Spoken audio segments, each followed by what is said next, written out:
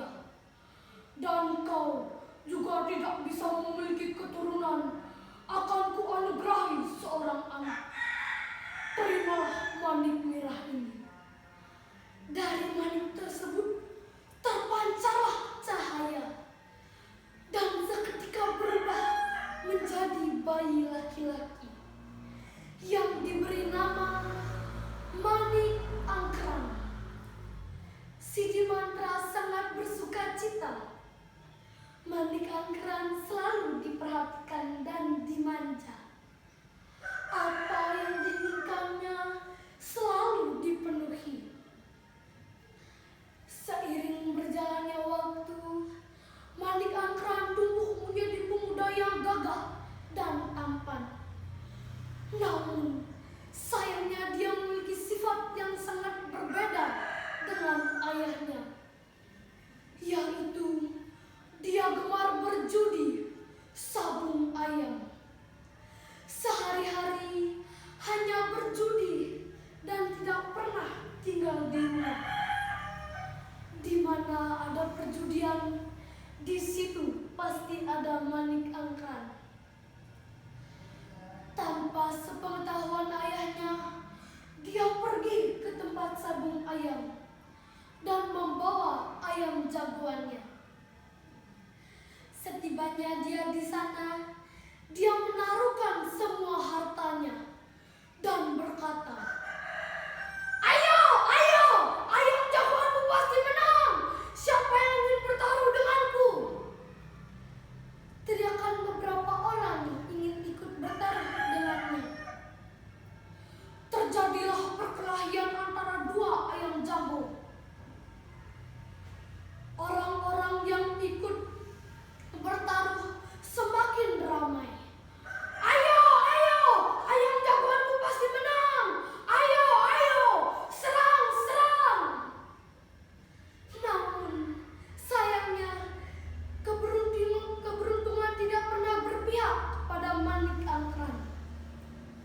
Setiap kali dia berjudi, selalu kalah dan meninggalkan hutang. Sekarang, harta milik Manik Angkran telah habis, dan hutang yang sangat banyak. Dia berpikir untuk mencuri harta ayahnya. Dengan mengendap-endap, dia masuk ke bilik penyimpanan ayahnya. Dan betapa kagetnya, dia melihat harta yang sangat banyak dan berkata, "Kalau aku ini ambil, semua hutang-hutangku pasti akan lunas dan sisanya untuk berjudi lagi. Ha, ha, ha." Dia seakan tak pernah jerah. Dia berjudi lagi dan kalah lagi. Begitu seterusnya hingga harta milik ayahnya habis. Suatu hari, Empu Sidimantra ingin mengambil sedikit hartanya. Dan betapa kagetnya, dia melihat hartanya telah habis. "Hah, kenapa semua hartaku bisa habis seperti ini?" Manik Angkran yang mendengar teriakan ayahnya pun menghampiri ayahnya. "Maafkan aku, ayah. Aku telah menggunakannya untuk berjudi. Sekarang bantu aku, ayah.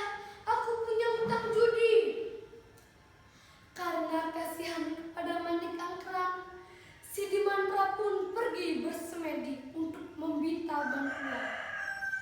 Saat dia bersemedi, terdengarlah sabda dari dewa. "Wahai Sidimantra, pergilah ke Gunung Agung. Di sana ada harta yang dijaga oleh seekor naga yang bernama Naga Besuki. Gunakanlah genta ini untuk memanggilnya." Sidimantra pun mengambil genta itu dan berterima kasih. Sidimantra pergi menuju Gunung Agung.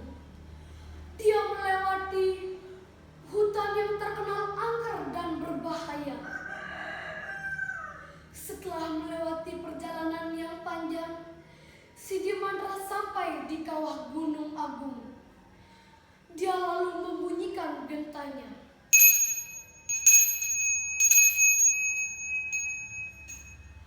Tak berselang lama, muncullah seekor naga dari dalam gua dan berkata, "Apa tujuanmu datang ke sini, makhluk fana?"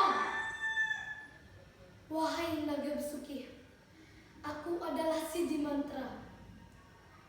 Aku kesini untuk meminta sedikit hartamu untuk melunasi hutang-hutang anakku." "Baiklah, akan kukabulkan permintaanmu. Tapi dengan syarat kau harus gunakan harta ini dengan baik." "Terima kasih.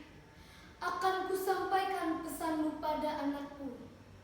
Semoga dewa membalas perbaik buatanmu." Siddhimantra pun pulang sambil membawa harta dari naga besuki.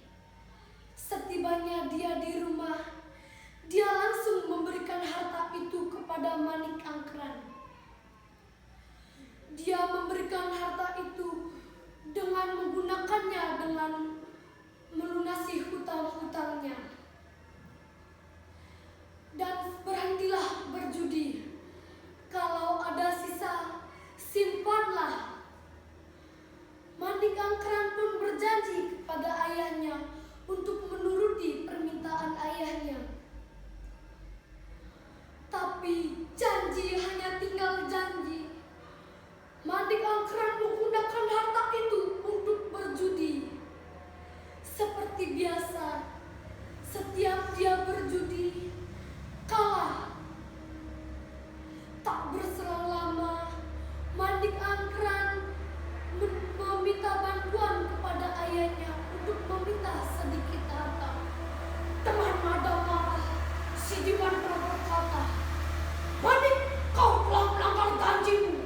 Kini aku tidak sudi lagi untuk membantumu." Manik Angkran pun kebingungan karena ayahnya tidak mau membantunya. Dia pun pergi dari rumah.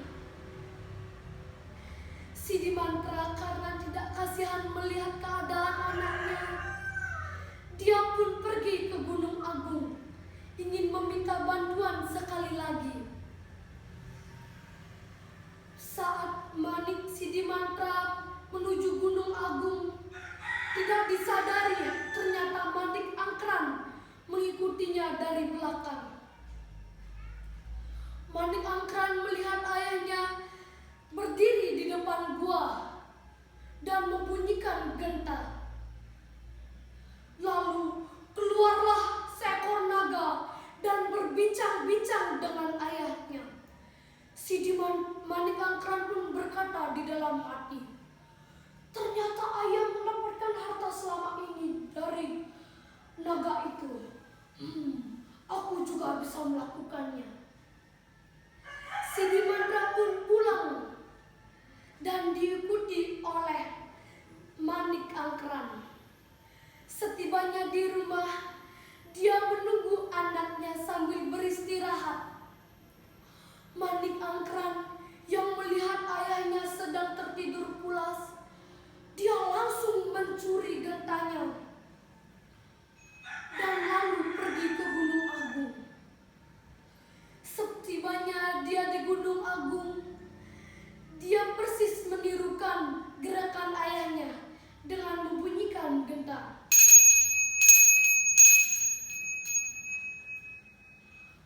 Keluarlah naga dari gua dan berkata, "Siapa kau dan apa tujuanmu datang ke sini, makhluk fana? Kenapa kau bisa mendapatkan genta itu?" "Aku adalah putra dari Siddhimantra. Ayahku mengutusku ke sini untuk meminta sedikit hartamu." Naga Besuki tahu bahwa Manik Angkran berbohong. "Ambillah harta ini dan janganlah datang ke sini lagi."